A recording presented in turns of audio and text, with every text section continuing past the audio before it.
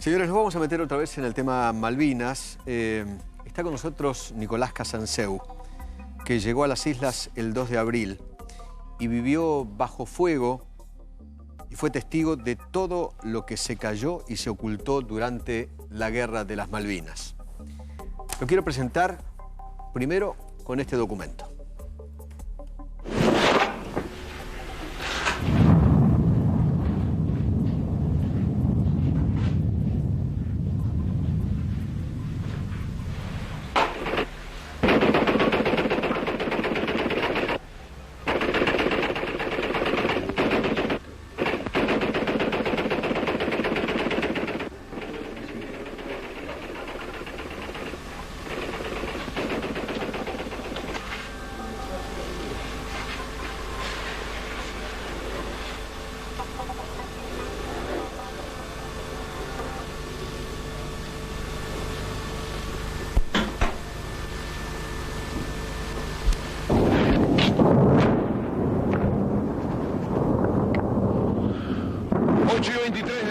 Se repite el ataque contra Puerto Argentino con mucha mayor intensidad. Antes habían sido 2 aviones que habían bombardeado el aeropuerto con escasa suerte. Ahora el tiroteo es mucho más intenso y se ve que además otro de los blancos es el mercante argentino que está en la bahía.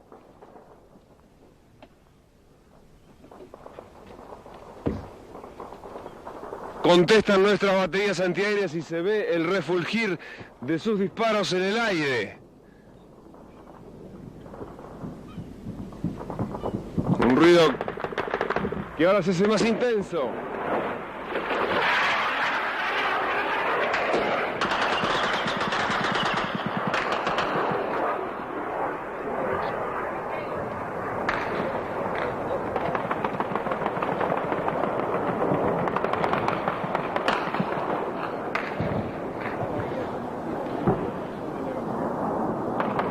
Parecen fuegos de artificio.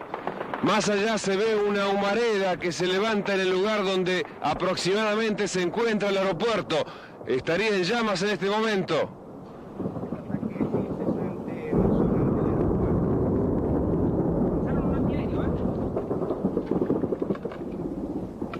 Ahí se ve el avión atacante. Pasa, se pierde hacia la derecha. Otro avión más. Ahí pasó.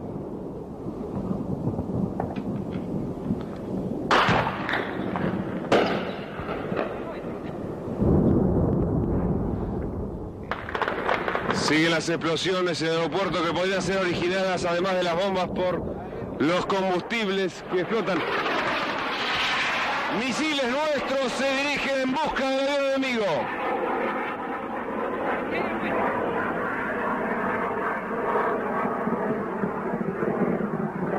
Corren soldados en la calle, prestos a tomar posiciones.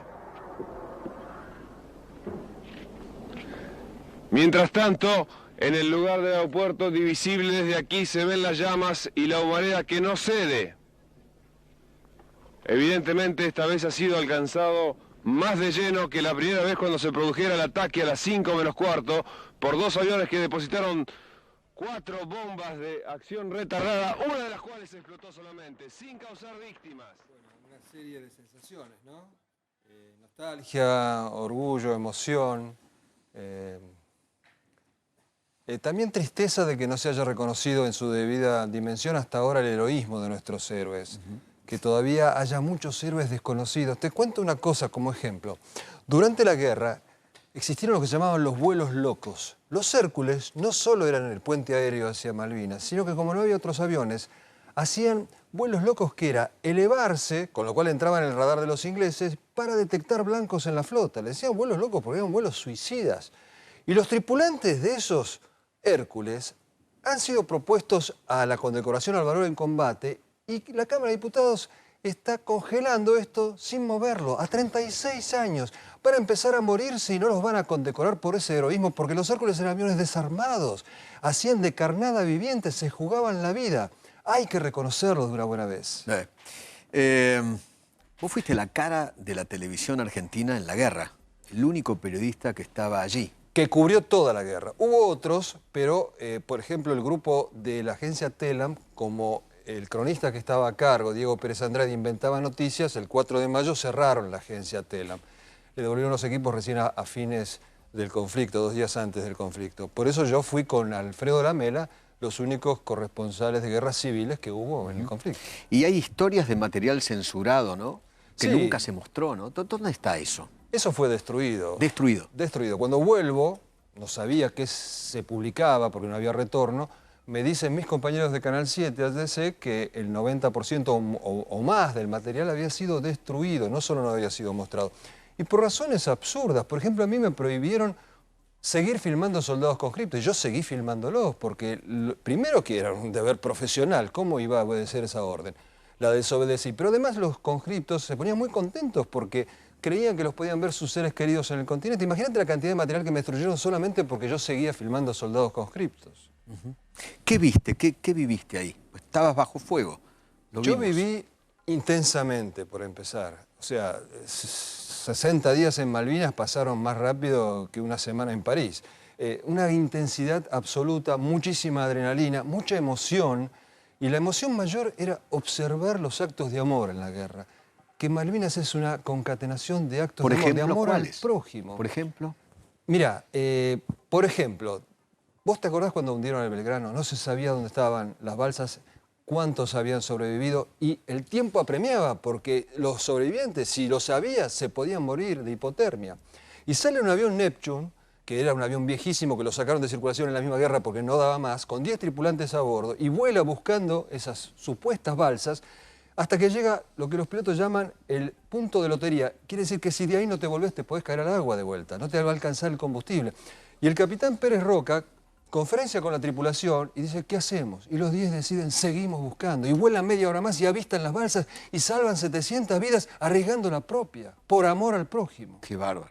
Actos de arrojo como esos, cientos. Montones. Te cuento cómo murió el soldado Miguel Ángel Falcón. Por favor. Participaba de un contraataque del teniente Castañeda en Monte Longdon. Quedan aferrados entre las rocas, un tiroteo interminable con los ingleses en medio de la noche, hasta que el soldado Miguel Ángel Falcón sale desafiante detrás de las rocas, puteando a los ingleses, disparándoles de la cintura hasta que es abatido por una ráfaga ametralladora. Y esos hombres de 18 años los calificamos como chicos de la guerra. Los chicos de la guerra. Infamantes. ¿Nunca te gustó eso de los chicos o los nenes de la guerra? Eso no. Pero porque es despreciativo y no refleja que pelearon como hombres. Y ellos mismos se sienten ofendidos. Porque además, desde el punto de vista técnico, digamos así, es una falacia. Todos los soldados de todas las guerras de toda la historia de la humanidad fueron de 18 y de mucho menos. De mucho menos. De Sí, mucho sí, menos. claro. Y aún hoy en día, 18, 19 Inclusive años. los ingleses tenían chicos muy chicos. Mira, en el combate de Monte Longdon murieron 2 soldados ingleses de 17 años. Murió uno de 16 que cumplió 17 en Malvinas. En la fragata Ardent, que fue hundida, condecoraron a un marinero de 17 años por haber salvado de morir quemado vivo un camarada, 17 años. Nos han querido sensibilizar victimizando a los soldados. Contame esas historias o esos mitos de cosas que a los chicos no les llegaban, o la ropa, o los chocolates, o todo lo que se mandaba desde el continente y alguien se los quedaba.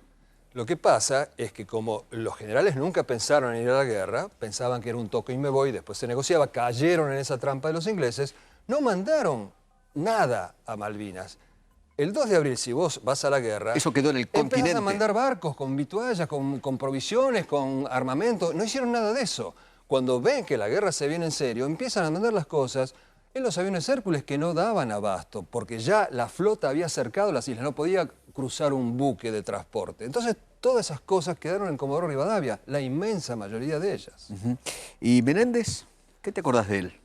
Menéndez, un tipo irresoluto, por no decirlo de otra manera mucho más dura, yo creo que se rindió el día que pisó las islas, no el 14 de junio. Nunca manifestó voluntad de combate, ni él ni los otros generales, porque los 4 que estaban en la isla no salían del pueblo. Y los 30 y pico que se quedaron en el continente, que habían estudiado para ir a la guerra, no tuvieron la curiosidad profesional de ir a ver cómo es una guerra. O sea, los generales eran unos cagones y los soldados eran los valientes. No se puede generalizar nunca. Nunca se puede generalizar. Pero lo que yo vi es que los generales que estaban en Malvinas nunca dieron una orden de ataque, nunca dieron una orden de contraataque, se quedaban en el pueblo. Menéndez andaba con las botas lustrosas. no fueron al frente, no fueron a apoyar anímicamente a los soldados, estaban listos para un contraataque. Contame las historias de por lo menos 3 altos funcionarios militares de los cuales conocemos mucho, o los conocemos por nombre: Balsa, Gómez Centurión y Rico. ¿Fueron héroes? Bueno, Balsa, según testifican todos sus subordinados, se comportó bien en la guerra de Malvinas. La artillería descolló en la guerra de Malvinas. Después de la guerra, Balsa fue un camaleón que cambió de color las veces que quiso y sigue cambiando de color. Rico fue un excelente combatiente en la guerra de Malvinas. Pero una vez más, después de la guerra, Rico prefirió hacerse rico en vez de ser el emblema que podía haber llegado a ser. Y Gómez Centurión es probablemente el hombre que en la guerra se mostró con el mismo temple que en la paz. Gómez Centurión fue un héroe de la guerra y después de la guerra Gómez Centurión desarrolló una brillante carrera en el mundo empresario y quiso servir a la patria uniéndose a este gobierno que no lo utilizó como debía haberlo utilizado. Perdón, Gómez Centurión tenía que haber sido ministro de Defensa, de hecho Macri se lo había propuesto y bueno, le hicieron una camarilla interna y desaprovecharon a un gran soldado y a un tipo que es muy inteligente. Es un tigre con 200 de coeficiente intelectual. Contame una historia de Gómez Centurión, por ejemplo, que recuerdes. Bueno, la más de arrojo, de valentía, de entrega. La más conocida es cuando él se enfrenta con los ingleses en la batalla de Darwin y de repente ve a un oficial que viene con la bandera blanca. Y él dice, ¿estos se vienen a rendir? ¿Qué hago con tantos prisioneros? No, no venía a rendirse, venía a intimarle la rendición a él. Cuando él se da cuenta, le dice, tiene 2 minutos para retirarse o es hombre muerto. El inglés, el teniente Barry, se retira, pero antes de que expiren los 2 minutos se da vuelta y empiezan a hacer fuego. Gómez Centurión contesta el fuego y abate al teniente Barry. Empieza un combate muy encarnizado, cae un cabo Fernández. De una emboscada. No era en realidad una emboscada, era un enfrentamiento, pero que la tregua fue cortada antes de tiempo por el inglés, de manera traicionera. Cae un cabo, el cabo Fernández, el cabo cocinero, herido. Tratan de sacarlo de la línea de fuego. Un soldado Álamo de Córdoba se hinca, rodilla en tierra, dispara para cubrirlo mientras tratan de arrastrarlo. No consiguen sacarlo. Entonces Gómez Centurión le dice, te voy a dejar acá, pero te vengo a buscar. Y se repliegan y ese espacio queda dominado por los ingleses. Llega la noche y Gómez Centurión comenta que pensó, bueno, se debe haber desangrado, lo están curando los ingleses, y son los propios soldados de él, de 18 años, que le dicen, mi subteniente, usted prometió ir a buscarlo.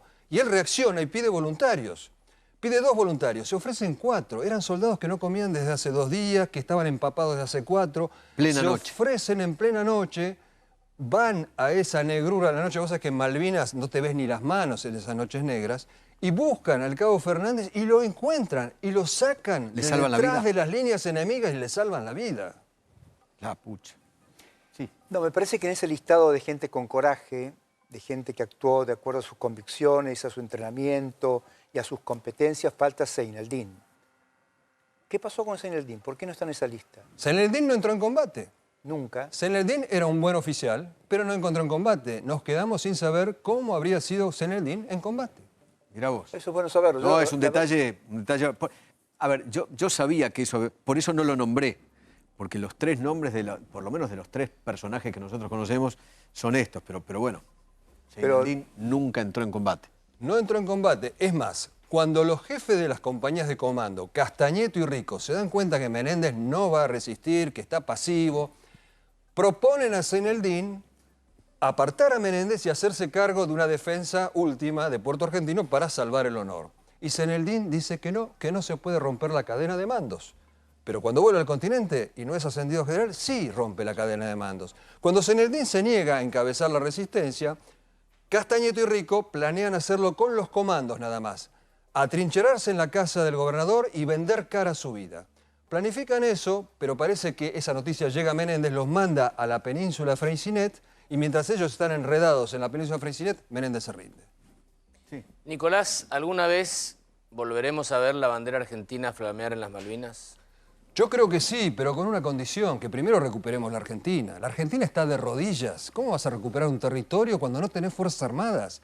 Las fuerzas armadas son para tener poder de disuasión. Ninguna negociación diplomática es válida si atrás no tenés un ejército. Mirá lo que tengo atrás. Federico el Grande de Prusia decía, una diplomacia sin un fuerte ejército es como una orquesta sin instrumentos. Es pura cháchara. Primero debemos recuperar la Argentina y después probablemente recuperemos Malvinas. ¿Por qué? Porque Inglaterra está al borde de la disolución, de una explosión demográfica. El alcalde de Londres es musulmán. Los alcaldes de muchas ciudades ya son musulmanes. Los musulmanes en Inglaterra se reproducen pavorosamente y los ingleses no. Va a llegar un momento que va a haber una explosión demográfica. Han perdido, no solo los ingleses, toda Europa, han perdido esa voluntad de supervivencia porque no se reproducen por una cosa muy simple.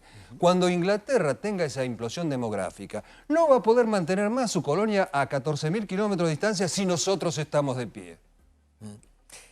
¿Qué te dejaron estos 36 años? Me dejaron muchísimos hermanos de la guerra, los soldados, con los cuales compartí codo a codo esos días gloriosos. Me dejó esta riqueza de la visión histórica que yo sé que participé de una gesta que va a ser equivalente al cruce de los Andes. En 20, 30, 50 años, la gesta de Malvinas va a estar a la par, porque no tenemos tantas gestas. Y sin gesta un pueblo no sobrevive. Cuando se acallen todas las pasiones ideológicas, esta hojarasca que viene de los enfrentamientos del pasado, por su propio peso, Malvinas va a ser reivindicado y va a ser enseñado en los colegios el ejemplo de los héroes de Malvinas y los valores. Porque los valores a los jóvenes no se los podés transmitir con discursos, no, claro no los escuchan, solamente con el ejemplo de los héroes, de corazón a corazón, de generación en generación. Tenemos ese capital, no lo estamos utilizando.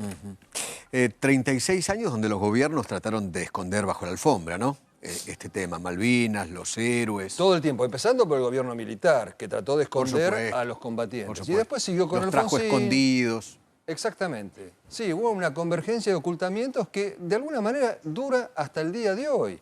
Porque aún el día de hoy no le han hecho a los combatientes el desfile que esperaban cuando estaban en las trincheras, que a mí me lo comentaban. ¿Te imaginas cuando volvamos qué desfile que vamos a tener? Excepto, creo que el último 9 de julio o el 25 de mayo. Sí, pero adosados a las Fuerzas Armadas, no el desfile de ellos. Y aún así, cuando los combatientes se iban acercando al palco de Macri, el presidente se fue. Después de que pasaron, volvió. Como si le tuvieran miedo a un contagio a los hombres uniformados. Sí. Yo tengo la imagen de esos veteranos desfilando por Figueroa Alcorta. No, era por Libertador. Y la gente con las banderitas argentinas llorando, agradeciendo, pidiendo perdón. Muy impresionante. Eso fue muy impresionante. Fue, creo que, la primera vez que yo vi un reconocimiento de la gente para con los veteranos de esa manera, ¿no? La primera vez. También pasó en Tucumán. Porque la gente cuando se acerca a la gesta de Malvinas se enamora de ella, porque fue una gesta noble, por una causa justa, se peleó sin ningún tipo de diferencia entre los argentinos, se cerró la grieta, los montoneros se ofrecían de voluntarios para ir a combatir contra los ingleses con los marinos, con los cuales se habían estado matando 15 minutos antes. Y hoy Malvinas puede ser también el cierre de la grieta, porque es nuestra única causa nacional en la que están de acuerdo el 99% de los argentinos. Tal cual. ¿Y de Galtieri qué tenés para decir? Galtieri cayó en una trampa de los ingleses, le faltó inteligencia, le faltó cultura, le faltó conocimiento de historia. Y más allá de eso, Galtieri en cierto momento dijo durante la guerra que caigan 400, 4.000 o 40.000, seguiremos peleando. Lo hubiera dicho en las islas. Se hubiera puesto al frente de las tropas. Mira, después de la guerra... Él era el comandante en jefe. El Tata Joffre le hace una nota y le dice a Galtieri, yo cuando fui a las islas vi que Menéndez con cada día se enterraba más en el terreno. Entonces le pregunta al periodista, ¿y por qué no lo relevó? Porque era el mejor general que teníamos. Si ese era el mejor general que teníamos, Galtieri mismo tenía que haberse puesto al frente y haber muerto en combate, ya que él cayó en esa trampa de los ingleses. ¿Era el borracho? No, ese es un mito. Yo hice una investigación sobre el tema. Es muy fácil endilgarle borrachera a alguien. Tomás una foto con una copa en la mano. Galtieri tenía una voz aguardentosa, era torpe al hablar. Mira, entre muchos otros testimonios, una vez estoy en una radio de Paraná y el periodista me dice, vos sabés que tenés razón eso de que Galtieri no era borracho. Y le digo, ¿y vos cómo sabés? Yo era el chofer personal de Galtieri. Pero eso de que era un borracho y fuimos a la guerra por un borracho es deleterio, ridiculiza la gesta. No hay gesta si fuimos a la guerra por un borracho. Pero ¿sabes cuántos muchachos de 18, 19, 20 años se suicidaron justamente porque le quitaron el sentido de haber estado en la guerra al decir que fuimos por un general borracho? Hoy lo contamos, 620, ¿no? Murieron. Sí, en los últimos 36 años, se suicidaron. Eso es porque privaron de sentido su sacrificio. No solo les dieron respaldo cuando volvieron de las islas, sino que estuvieron todos estos 30 y pico de años diciendo estúpidos, fueron a la guerra por un general borracho, en vez de palmearle la espalda y decirle gracias muchachos por defender la patria. Vos victimizás a un soldado que viene con el síndrome de estrés postraumático, lo estás empujando al suicidio. Sí, tal cual. ¿Querés preguntar algo? No. ¿No? ¿Qué son esos libros? Bueno, este es el primer libro que saqué. Como no me dejaron mostrar en video lo que yo había filmado, consideré mi deber relatar mi experiencia en este libro. A sangre y fuego. Casanseu, Nicolás Casanseu. Y acá relatás... Relato todo lo que fue la Guerra de Malvinas desde mi óptica, por supuesto, desde mi experiencia. A mí no me lo contó nadie. Esto es lo que Lo yo viví. viviste. Esto es lo que yo viví. Estuviste ahí. Y esto es lo que yo fotografié. Porque yo no soy fotógrafo, pero en los ratos libres yo sacaba fotos de nuestros combatientes en el día a día. Y he tenido bastante suerte. Vos fíjate esta foto de un combate de artillería, la suerte que tuve, que cuando apreté el obturador, capturó el obús. El obús que salía del cañón. Y eso va a una velocidad de casi del sonido. Mirá vos. Mirá vos. Y así estaban nuestros héroes en las trincheras. ¿Se ve? ¿Se ve bien? Esta es otra cara de Malvinas, porque siempre vemos la misma, la del día de la rendición, con soldados mugrosos, malheridos, friolentos, que existió. Pero esta es la otra cara, caras de orgullo, risas. El honor de estar ahí se refleja en muchas de estas fotos. Sí. Eduardo, Sí. te quiero hacer un comentario, Nicolás, que obviamente sé quién sos, sé qué hiciste. A mí todo lo que contás me parece absolutamente creíble, me parece genuino, enfático, como de alguien que claramente ha vivido lo que está contando, no que lo leyó en algún sitio. No que se lo contaron. Claro. El punto es, ¿qué pasó con vos? Porque sos un testigo tan importante de este hecho. ¿Te escondieron también debajo de la alfombra como escondieron a los locos de la guerra? Claro, yo fui un coletazo de la malvinización. Así como escondieron a los soldados, me escondieron a mí. Porque Nicolaides, el nuevo hombre fuerte, cuando voltearon a Galtieri, dijo Malvinas no existió. Y bueno, yo era un recordatorio de que sí. Primero me sacaron a mí del noticiero. Eras un testigo fiel. de que estuviste ahí, que lo relataste, lo contaste. Y bueno, era un testigo molesto. Claro. Y después fui molesto para el gobierno de Alfonsín. Acá hay una historia que muy poca gente conoce. Hubo una camada del Liceo Militar donde estaban Alfonsín, Arguindegui, Galtieri y Anaya. Y aparentemente Alfonsín era la especie de gordito gilún al que Galtieri molestaba y Arguindegui defendía. Y esa relación de amor-odio siguió toda la vida. Cuando empiezan a citar por violaciones a los derechos humanos a los militares, caen todos menos el principal responsable de la seguridad de las personas en Argentina, el ministro del Interior de Videla, Arguindegui. ¿Por qué? Porque era amigo de Alfonsín, Alfonsín lo seguía protegiendo. Alfonsín siguió compitiendo con Galtieri durante toda la vida.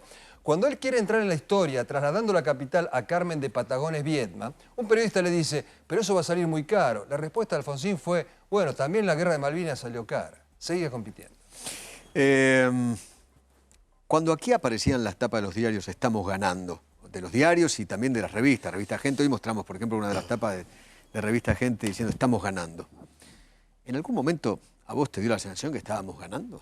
No, mira, uno nunca sabe si está ganando o está perdiendo hasta el último día de la batalla. Los ingleses te dicen que no tenían más municiones y que los barcos no resistían más, que estaban a punto de regresar. Pero eso no lo podés saber hasta que pasa. Claro. Yo lo que sí veía es que los generales argentinos tenían una pasividad que era una cosa realmente muy clara, muy relevante, muy inexplicable. Habían ido a la guerra para no guerrear. Guerrearon los jóvenes oficiales, los jóvenes suboficiales, los jóvenes conscriptos, pero nosotros andábamos por las trincheras y hasta bromeábamos con mi camarógrafo que si veíamos un oficial de rango mayor de teniente primero había que pedir 3 deseos porque era como encontrar un trébol de 4 hojas. Había mayores, algunos que eran una excepción, Nicolás, pero pocos. ¿Vos lo veías a Gómez Fuentes cuando él... No Claro, teníamos retorno, no veíamos nada del Gómez continente. Fuentes era el conductor del noticiero de Canal 7. Y el nivel de triunfalismo que el tipo mostraba o pintaba o contaba era muy impresionante. Sí, me enteré después de la guerra, pero nosotros ¿te no enteraste teníamos después? retorno, porque nosotros no veíamos nada de televisión. Mira, una vez calculamos cómo podríamos transmitir en directo desde Malvinas a Puerto Argentino alineando 7 barcos en línea recta. Una cosa imposible. Imposible. Claro, la tecnología en ese momento, hace 36 años, no la tecnología de ahora. Nada que ver. Nada que ver, ¿no? Ahora con un celular se hubiera hecho la guerra. No, ahora no existiría más el trabajo de corresponsal de guerra, serían 10.000 corresponsales de guerra con sus celulares. No, claro. Eduardo, Sí. ¿qué opinión te merece o te quedó del enemigo, de los británicos? Muy profesionales, con algunos excesos que son inevitables porque la guerra es barbarie. Fue una guerra de caballeros. Hasta en un congreso del que participó un representante argentino, Alejandro Amendolara, se elaboró la tesis de que fue la última guerra con códigos de honor del siglo XVIII. Ellos rescataban a nuestros caídos, nosotros rescatábamos a los pilotos que se caían al agua. No vi odio, no vi odio, no vi odio. Había más odio entre las armas, entre nuestras armas, que con respecto a los ingleses. ¿En serio? Fue una Se guerra celaban entre se la lavan Fuerza un poco, Aérea, el sí, Ejército, se odiaban. la Marina. Fue uno de los factores de la derrota, se odiaban entre las tres armas. Fue uno de los factores de la derrota. ¿Quién te pareció, de las tres armas, cuál te pareció la de más arrojo? Bueno, obviamente la Fuerza Aérea tiene un desempeño que yo llamo la aristocracia del coraje, porque además es muy vistoso, digamos así. Ojo, pasarse 24 horas por día metido en el agua, con frío, Sí, claro. hambre y con los ingleses bombardeándote, es, como dice el mayor Castañeto, el heroísmo de todos los minutos. Pero la Fuerza Aérea, en muchos casos con aviones modelo 50, diezmaron una escuadra con barcos modelo 80, 30 años de diferencia de tecnología suplidos por profesionalismo y coraje de nuestros pilotos. Sí, los mismos ingleses siempre dijeron que ellos destacaban el arrojo y el profesionalismo de los hombres de la Fue Fuerza la gran Aérea. sorpresa. El 2 de abril no fue una sorpresa porque eso lo preparó Y además fue el Inglaterra. bautismo de fuego de la Fuerza Aérea, la primera vez. Esa fue la gran sorpresa. El 2 de abril lo habían armado los ingleses de alguna manera, pero la reacción de la Fuerza Aérea es la que no esperaban. Cuando va a empezar la guerra, a los pilotos de la Fuerza Aérea los reúnen y les dicen, miren, la fragata misilística no le podés entrar con nada, intenten atacar en masa, 10 aviones, 9 van a ser derribados, el 10º va a poder hundir una fragata.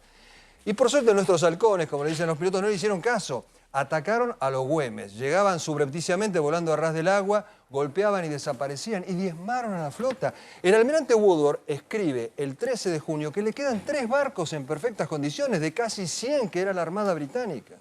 Qué bárbaro. ¿Qué te queda después de 36 años? A mí me queda el Como orgullo, reflexión. como dije, de haber estado codo a codo con nuestros soldados, la experiencia y la sensación de haber estado en un hecho histórico, que va a ser el hecho histórico por excelencia en los libros de historia. Dentro de 30, 40 años nadie va a acordarse los nombres de los presidentes, pero los nombres de nuestros héroes los va a conocer todo el mundo porque en base a ellos se va a forjar las nuevas generaciones argentinas, si la Argentina sigue existiendo como país soberano. Gracias, Nicolás. Gracias a vos. Un abrazo muy grande. Mi respeto, Te por tu admiro. coraje también. No, por el tuyo. Te admiro profundamente. Yo a vos.